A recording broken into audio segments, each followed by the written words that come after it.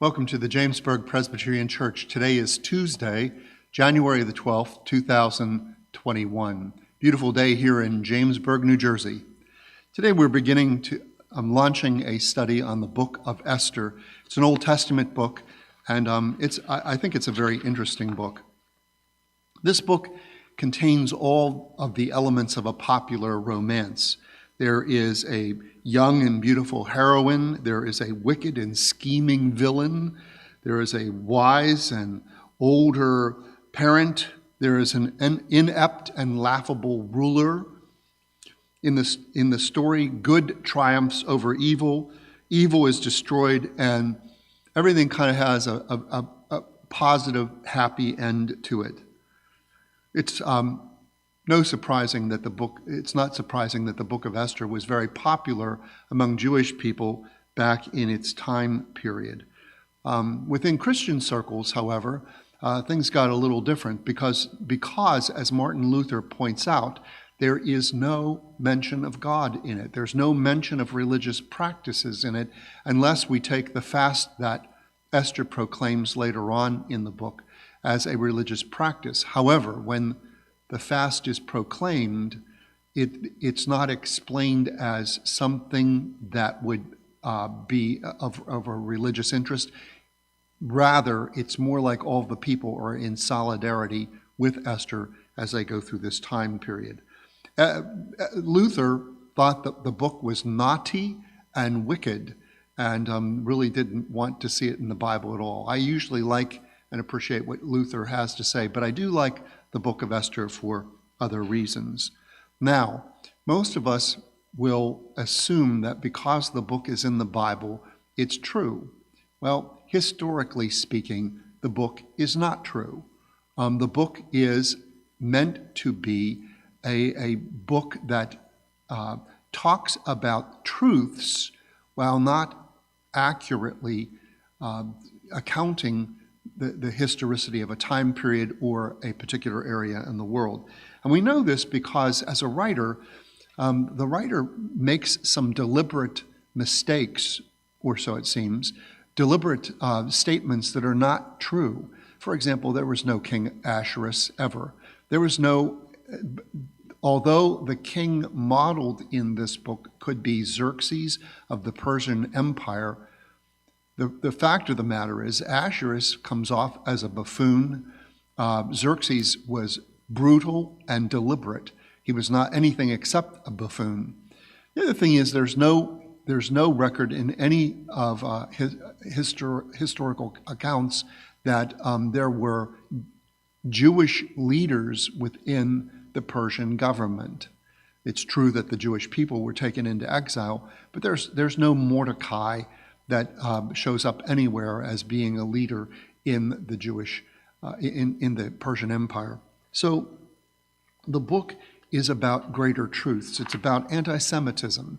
It's about staying the course and doing the right thing. It's about doing the right thing even if there's no guarantee that things will turn out right in the end. And that's what the book for me means. It becomes important. It also becomes an explanation for the Jewish holiday of Purim. Now, when we get into that whole discussion, the question becomes, is this accurately explaining how the holiday came about? Or there are two choices about Purim.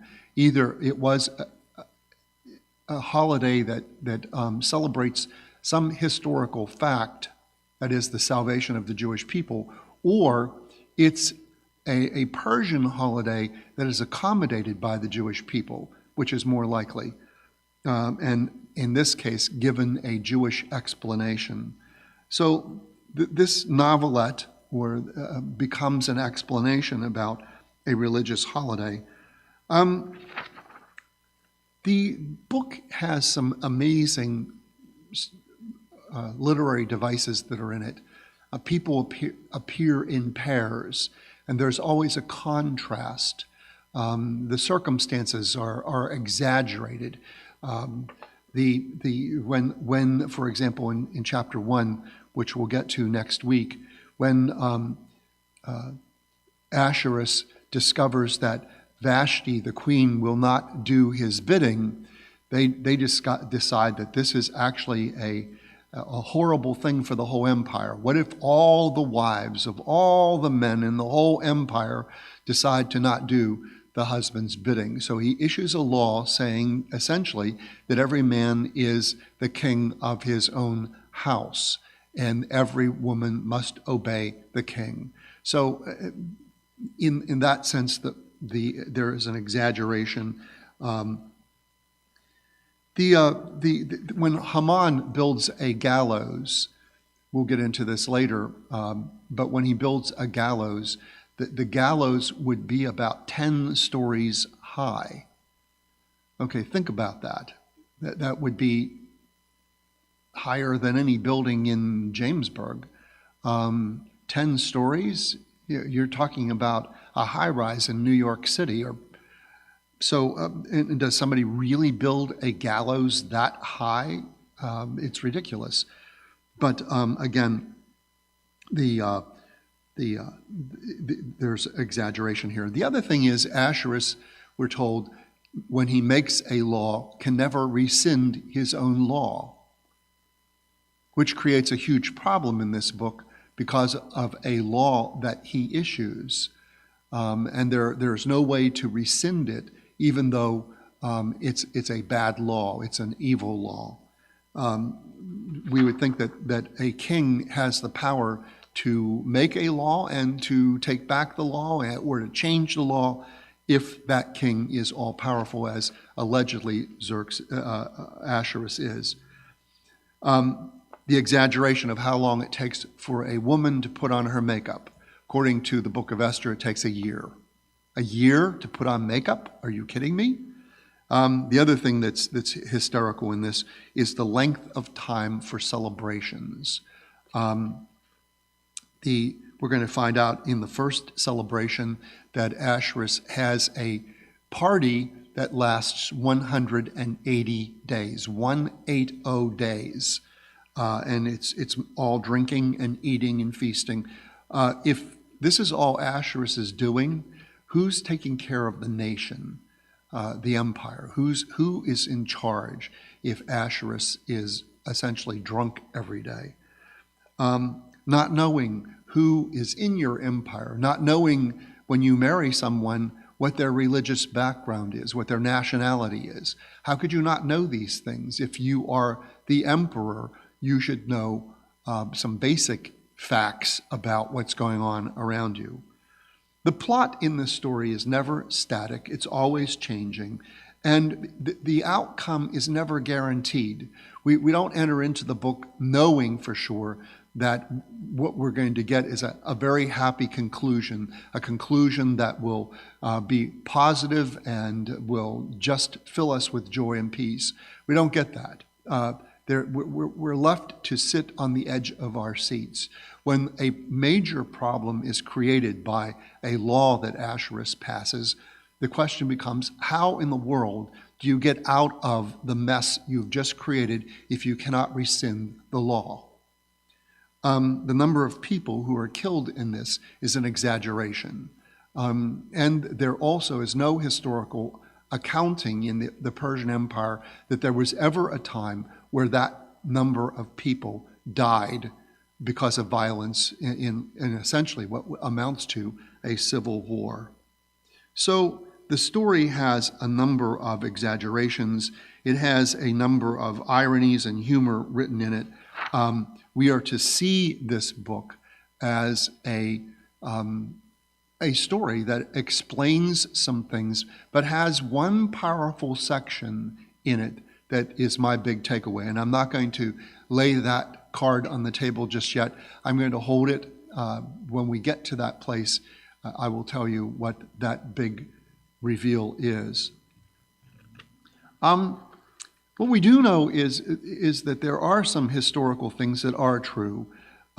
We do know that the Persian Empire at one time extended from the borders of India to the borders of Ethiopia, that there were four capital cities in the Persian Empire, one of them being Susa, where this story takes place.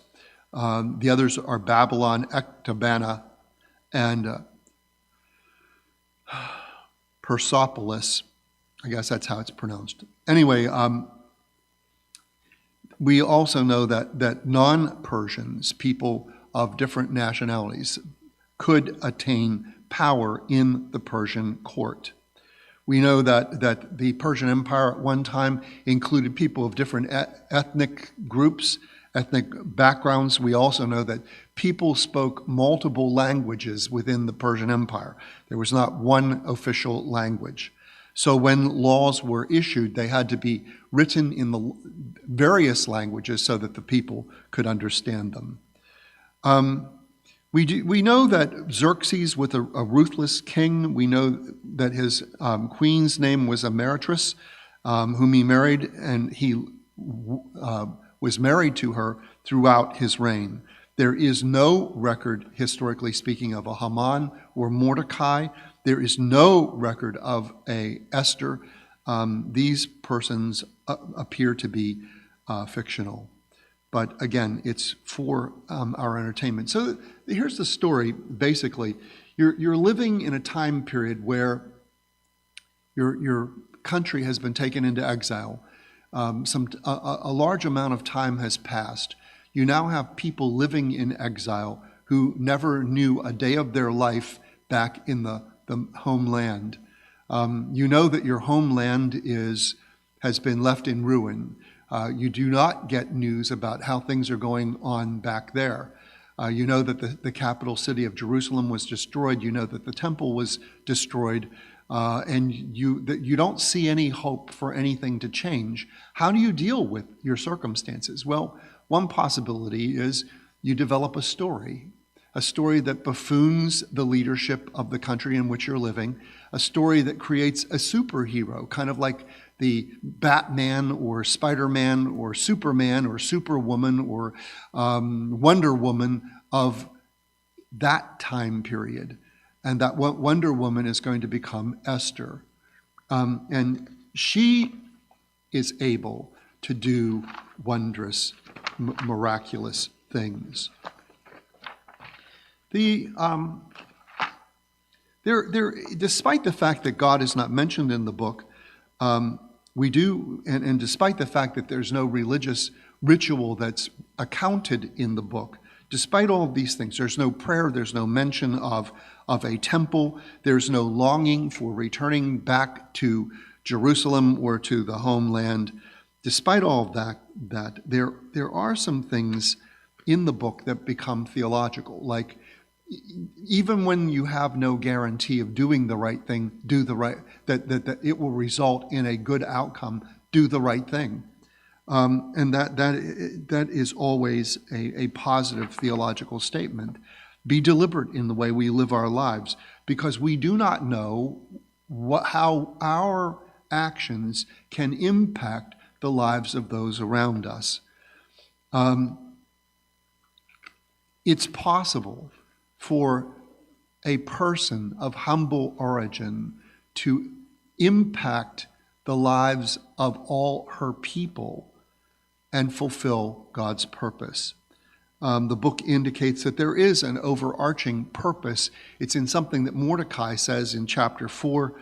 We'll get to that when we get there. But Mordecai indicates that that the salvation of the Jewish people will come from somewhere. If it doesn't come from Queen Esther, it will come from somewhere. So just this understanding that salvation is possible no matter what. Esther's enthronement becomes part of the providence that plays into the salvation of the people. At one point in time, the king will have insomnia, and while he is going through this period, has the historical account of recent circumstances read aloud to him, and discovers something in that account in which he has not reacted properly. And so his decision to react properly results in a turning point in the story. And I know I'm being vague on purpose, But the idea is, and certainly scholars have thought this, that God caused the insomnia that resulted in a turning point in the story. So we can maybe read this book realizing that even without a mention of God, even without a mention of prayer, religious practice, and so on, that there is a God operating behind the scenes that creates circumstances or creates a solution that we cannot see as we're entering into a problem. And that certainly is one of the takeaways from the book. We do not know sometimes the solution that we need until it appears before us. Again, I'm being vague and deliberately so. The book has been compared to other books, and for example, the book of Daniel, the book of Judith, and I'm not going to spend much time in this particular study going back and dealing with those comparisons. I don't know that they significantly change or even highlight the meaning of Esther in the bigger picture of things. The book is about Esther. And this is interesting in that in an Old Testament period, probably in sometime between the 5th century BCE and the 3rd century BCE, we are raising up a woman as a heroine. And that's kind of exceptional. Usually in that time period, we would expect to see male heroines. Here we have a female heroine. And this female heroine does whatever it takes in order to survive, and she does whatever it takes in order to make things turn out the right way for her people. She is very much in control of herself. She's very much in control of the circumstances around her. She is smarter than the other characters in the story. She plots out a solution, and the solution works. And she also does all of this vulnerable to death. That is, if she makes a wrong move, the king could have her executed. And as we shall see in chapter 1, that's not outside what the king can do. So the story becomes a story about lifting up women as the superhero, as the hero in a book, in a time period when that just was not done. It also says that people, even when you're facing incredible odds against your survival, people can survive, and that there is a solution to every problem. The solution may be ridiculous, it may be very hard to do, but there is a solution to every problem. The book supposedly has been critiqued, or it has been critiqued as being anti-Semitic. There is that in this book. It also appears to be anti-Gentile, and that's not the primary thrust of the book. It just so happens that the book sets up a circumstance where the people of the nation rise up against the Jewish people, but Gentiles are not portrayed in an extremely negative way. So that's the book, that's the overview of this book. Next week we're going to take a look at chapter 1, and every week I will do at least one chapter. On February the 2nd, which is a Tuesday, I will do 2 chapters, and on February the 9th, 3 chapters, and then back to 1 chapter on the 16th.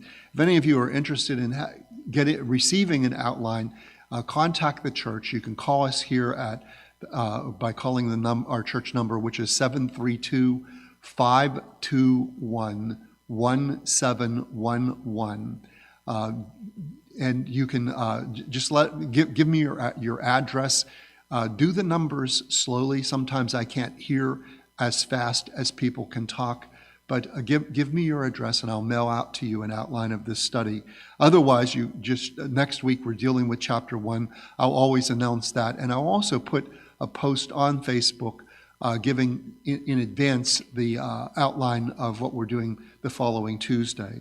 So next week we'll be taking a look at chapter 1. It's a funny book. It's meant to be humorous. It's meant to be ridiculous. And it is ridiculous. Some of the things that happen in this book are just so outrageously humorous that if you don't laugh, there's something wrong with you. And chapter 1 is the beginning of the humor. We will see that throughout the book. Humorous, funny things happening. It's a book to chuckle at. And yet, as I said, there is that profound moment, a turning point in what the book says that has become for me a very important statement. I go back and remind myself of something that Mordecai says to Esther that has made a big difference in my life. And I hope it will for you as well. But I'm holding on to that until we get there. So thank you for joining me today. Thank you for being a part of this study. I hope that you'll join us next week. And tomorrow we will live stream a devotional from this room at noon, and I hope you'll tune in for that. I've got some big, wonderful things planned for the future in terms of devotionals. I'm kind of excited about some stuff. I've got some things ordered, and even one particular thing being specifically built for me. So I hope you'll tune in when we get to that too. Thank you very much. Stay safe, stay warm, and I will see you soon. Bye now.